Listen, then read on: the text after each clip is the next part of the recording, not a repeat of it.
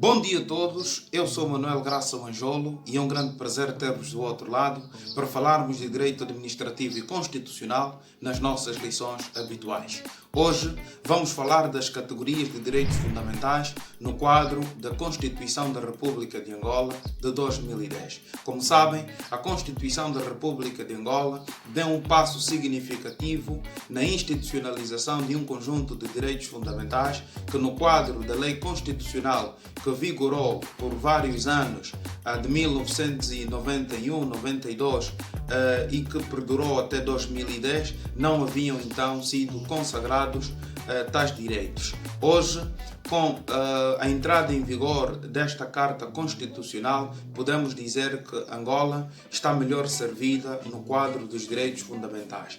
E temos hoje uma Constituição bastante garantística e, ao nível do contencioso administrativo, a Constituição deu um passo significativo para uma verdadeira subjetivação do próprio contencioso administrativo, com um conjunto de posições jurídicas subjetivas que foram então consagradas em defesa dos cidadãos no quadro da Constituição material. A Constituição consagra basicamente dois grupos de direitos fundamentais. Em primeiro lugar, nós temos os direitos, liberdades e garantias fundamentais e, em segundo lugar, nós podemos destacar os direitos, deveres econômicos, sociais e culturais que também estão devidamente consagrados a partir do artigo 76 em diante. A partir do artigo 30º até o artigo 75º, nós temos então os direitos, liberdades e garantias fundamentais. Primeiramente, permitam-me assim apresentar um conceito de direitos fundamentais. São direitos essenciais ao ser humano e que estão positivados numa Constituição material. É o caso do rol de direitos que nós podemos encontrar de forma detalhados na Constituição da República de Angola. Aqui uma outra nota de realce a fazer para a compreensão destes dois grandes grupos de direitos. Primeiramente, os direitos, liberdades e garantias fundamentais são de aplicação imediata na ordem jurídica. São, portanto, via de regra, constituídos maioritariamente por normas preceptivas. As normas preceptivas são normas que não carecem de a emissão de uma lei por parte da Assembleia Nacional no plano infraconstitucional para lhes atribuir uma certa eficácia e vincularem a ordem jurídica e serem de aplicação obrigatória a todas as instituições e a todos os cidadãos dentro da República. São normas que são execuíveis por si próprias. Portanto, aqui estas normas são exemplos paradigmáticos. O artigo 30º que fala do direito à vida, os artigos 31º, os artigos 32º que vão falar, portanto, da defesa da liberdade e não menos importante aqui a defesa intransigente da integridade física, moral das pessoas, que de resto é inviolável e foi objeto de uma ampla consagração por parte do legislador. Ora, esses direitos estão devidamente consagrados e reconhecidos pela Constituição e o seu caráter preceptivo leva a que o Estado observe-os independentemente da emissão de uma lei.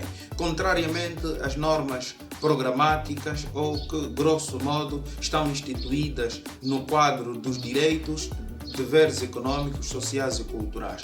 Essas normas dependem da emissão de uma lei, dependem de uma política devidamente traçada e dependem, não menos importante, de atos materiais da administração pública e de condições financeiras para torná-los execuíveis a cada momento na vida das instituições e na vida dos cidadãos.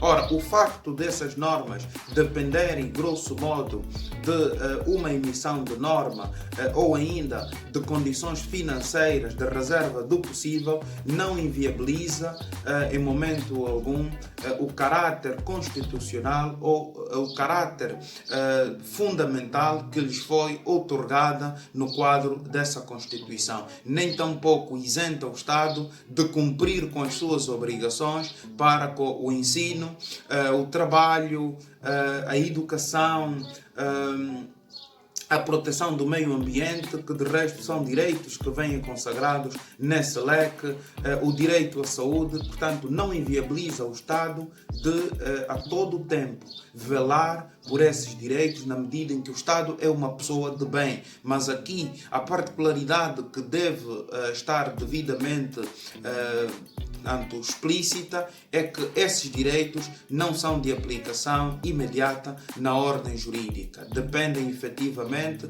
de um conjunto de fatores que tornam execuível a todo tempo estas normas. Vamos dar aqui um exemplo muito paradigmático. O direito à habitação. Todos têm o direito à habitação, mas se determinado cidadão não for contemplado com uma residência, o Estado não pode ser responsabilizado imediatamente pelo facto do cidadão A ou cidadão B não ter uma casa, uma residência para habitar. Portanto, este direito depende de uma política que o Estado traça efetivamente para a todo o tempo ter que responder paulatinamente às necessidades que os cidadãos demonstrem no capítulo de obter uma residência própria. O Estado deve criar políticas de garantir, por exemplo, a concessão de terrenos para que os cidadãos possam começar a construir as suas próprias residências, ou mesmo ainda construir casas no âmbito de projetos imobiliários e permitir que os cidadãos acedam às mesmas residências por meio de concursos e, portanto, aqui imperando o princípio da igualdade para todos os cidadãos dentro de uma comunidade. Ora, as necessidades coletivas públicas são de várias ordens e o Estado não pode a todo o tempo satisfazer integralmente.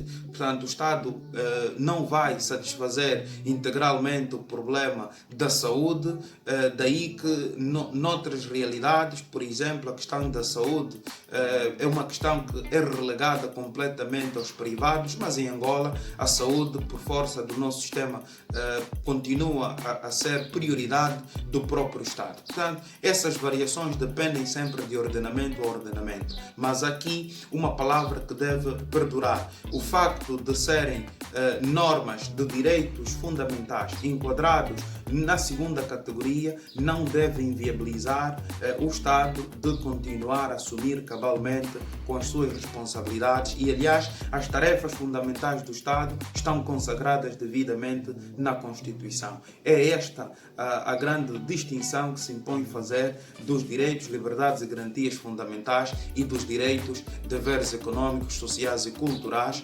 previstos na nossa Constituição da República. Grato pela atenção dispensada, que Deus abençoe Angola e os angolanos, proteja a si e a sua família. Os bons hábitos são determinantes para todos nós vencermos a Covid-19.